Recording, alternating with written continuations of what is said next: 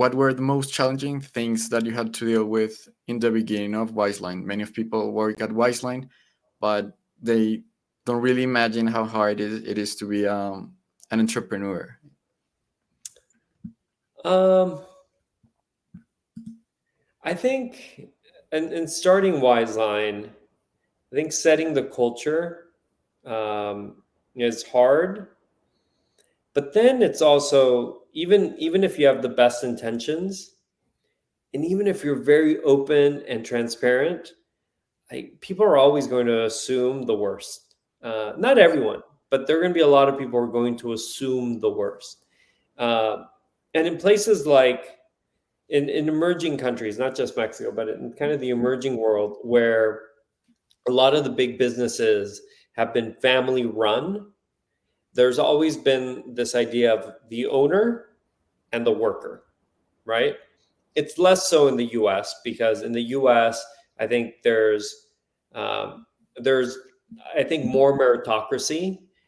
There are very few family-run businesses, like especially that achieve a certain level of scale compared to the emerging world, and so it's actually rare when to find the CEO and executive whose last name is the same as on the building.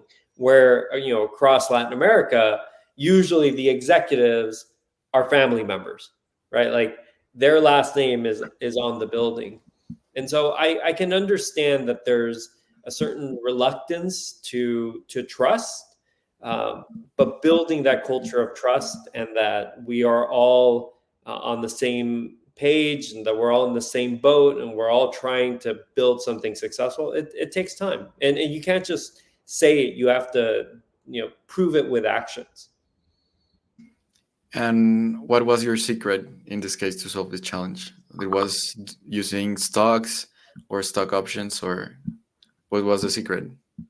um, there's definitely that, so stock options, but there are little things like, and I think last time I was in Colombia, we talked about this.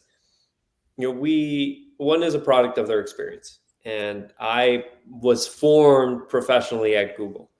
And at Google, you gave breakfast, lunch, and dinner, and there was always beer in the fridge, and there was a certain expectation that you knew how to behave, right? Like you didn't that fully formed adults were hired, that they didn't need to be babysat. Well, at Uyala, we had the same philosophy. So we didn't have a set time schedule when people are supposed to arrive or leave from work, people work all night, and there would always be alcohol in the fridge. Perfect. At Wizeline, because our big concentration of staff was in Latin America, they didn't have the benefit of coming to the Silicon Valley and seeing how things were done. And so, but in the same way, we had beautiful campus, breakfast, lunch, and dinner, a lot of flexibility around how people work, and alcohol in the fridge. So our CTO one day came. He's like, "Oh, we have a big problem. It's like some people, they're like getting into work at 11. Maybe they'll do some work. Maybe they'll go to the gym, and then they'll go to lunch and have like 5 or 6 beers. And they probably take a nap, because after 5 or 6 beers, you're probably going to need to take a nap. Then they leave at 4:30. He's like, "Do you want me to put a lock on the fridge?" I'm like, "No." Like, again, we want to show them that, like, if Wizeline does well, they will do well. Like, if we succeed and we work hard, we all succeed because we worked hard. I'm like, no, we want to make sure that people know that this exists because Wizeline does well. And so over time, we started showing people that we trusted them and that we weren't going to babysit them. And eventually, like, the culture started protecting itself. Like, individuals be like, "Hey, man, you've had 2 beers. Like, I think you need to put a stop on it." It wasn't anybody from the executive team. It was their own peers who were saying like,